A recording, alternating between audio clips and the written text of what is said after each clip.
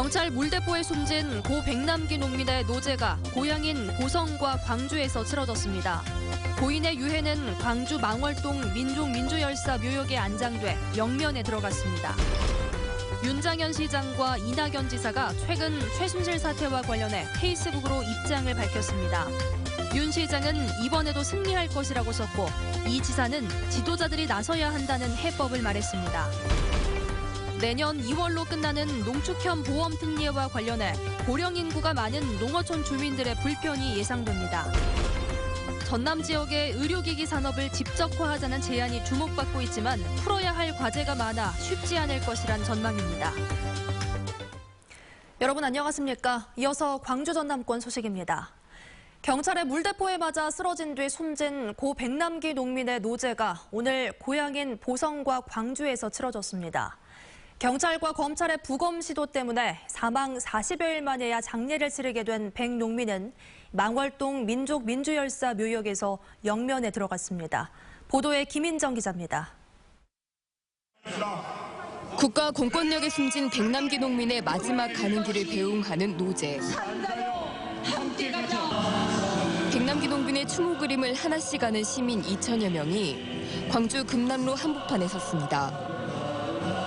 백농민이 경찰 물대포에 맞아 쓰러졌을 때부터 검경의 부검 강행을 막아내기까지 함께해준 시민들에게 유가족은 감사의 뜻을 표했습니다. 함께해 주시는 많은 국민들 덕분에 그 시간들 다 이겨냈고 또 그 부검이라는 끔찍한 현실에서 아버지를 구해냈고 결국에는 이렇게 아버지께서 고향에 돌아오실 수 있게 되었습니다. 딸과 손주는 추모객들과 함께 백농민이 생전 좋아했던 농민가를 불렀고 이어서 고인의 넋을 위로하는 식긴국 공연이 펼쳐졌습니다.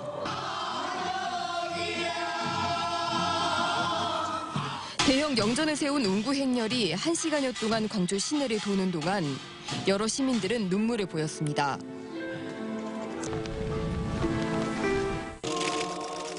화장을 마친 고인의 주검은 장지인 광주 망월동 민족민주열사 묘지로 향했고 시민들은 끝까지 그의 곁을 지켰습니다.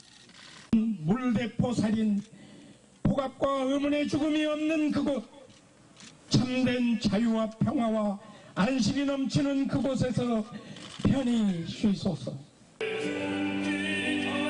80년 당시 민주화 운동을 하다 고초를 겪기도 했던 백남기 농민.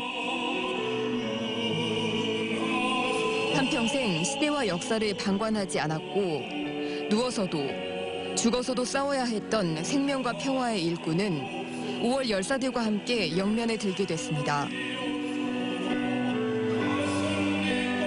MBC 뉴스 김인정입니다. 최순실 씨 국정농단 사태와 관련해 오늘도 시국선언과 집회가 잇따랐습니다. 민주택시노조 광주본부는 5.18 차량 시위 출발지였던 무등경기장 앞에서 시국선언을 하고 박근혜 대통령의 하야를 촉구했습니다.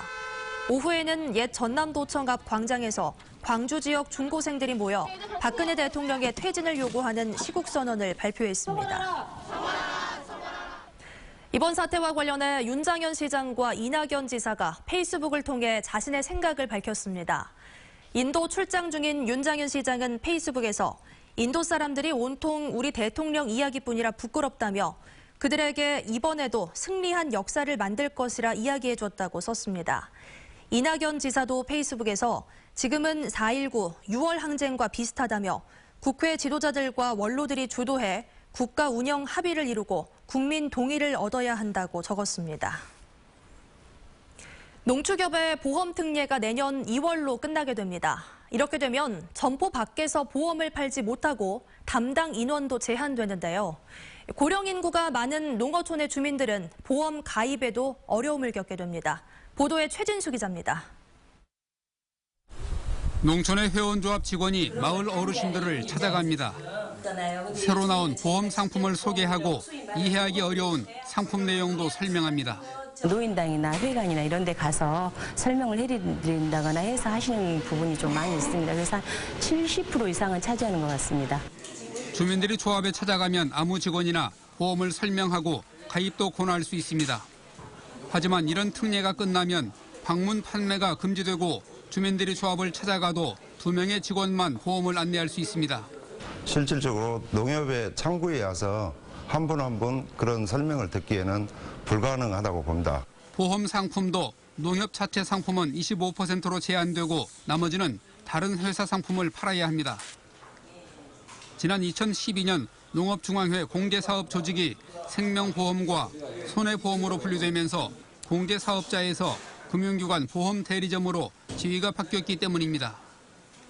농협은 보험 특례를 적용받지 못하면 375만 명의 이용객 불편뿐 아니라 보험 판매 수수료의 56%, 당기순이익의 21%가 줄어 회원 조합의 고용 감축도 불가피하다고 봅니다. 이 때문에 새누리당은 특례 연장 10년, 민주당은 5년을 연장하는 법 개정안을 발의해놓고 있습니다.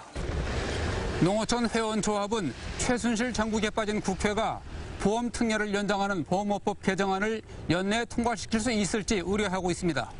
MBC 뉴스 최진수입니다.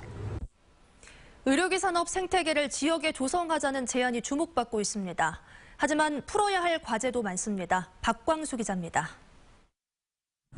의료용 카메라와 각종 기기를 만드는 연매출 40억 규모의 의료기기 전문 회사입니다. 올해 초 이 업체가 경기도 군포에서 이곳 율촌산단으로 이전한 건 우선 생산 비용 절감을 위해서였습니다. 수도권의 비싼 임대료 등이 원가 절감이 절박한 의료기 시장에서 살아남는 데 걸림돌이 됐던 겁니다. 방향을 낀 우수한 물류 인프라와 함께 자유무역 지역의 관세 혜택까지 기대 요소였습니다. 그래서 광양만권 여기 이제 들어와서 그 이점이 가장 저렴하게 원가 점검을 할 수 있다는 겁니다. 인건비라든가 주변 그 인프라를 이용해서 그 제조 비용을 현격히 낮출 수가 있어요. 광양보건대와 경제청이 마련한 최근 심포지움에서는 이 같은 지역의 장점을 의료기기 산업군 육성에 적극 활용하자는 주장이 이어졌습니다. 하지만 장애 요인도 적지 않습니다. 지역 차원의 금융과 정책 지원 등이 전무하고 사업에 대한 기관의 인식 부족도 한계 요인이 되고 있습니다. 여기에다 현재 전남 지역 관련 기업체는 단 10군데로 이마저도 각지에 흩어져 기업 클러스터의 선순환을 기대하기 어려운 현실입니다. 모아지게 되면 클러스터가 형성됩니다. 그러면 국가적인 차원이나 또는 지방자치단체에서도 이제 지원 정책을 마련하게 될 거고, 마련하게 되면 이제 다른 지역에 있는 기업들도 이 지역에 이제 장점들이 있는데 비교적 좋은 입지 환경이라지만 실제 기업 유치로 이끌어내기는 녹록치 않은 상황. 보다 세심한 투자 유인 대책과 이를 집행할 지원센터의 기능이 필요하다는 주문이 생산 현장에서 나오고 있습니다. MBC 뉴스 박광수입니다. 2016 광주 비엔날레가 66일간의 일정을 마치고 오늘 폐막했습니다. 37개국 101명의 작가가 참여한 2016 광주 비엔날레는 본전시 관람객이 26만 2,500명으로 지난 행사보다 33%, 6만 5천 명이 늘었습니다.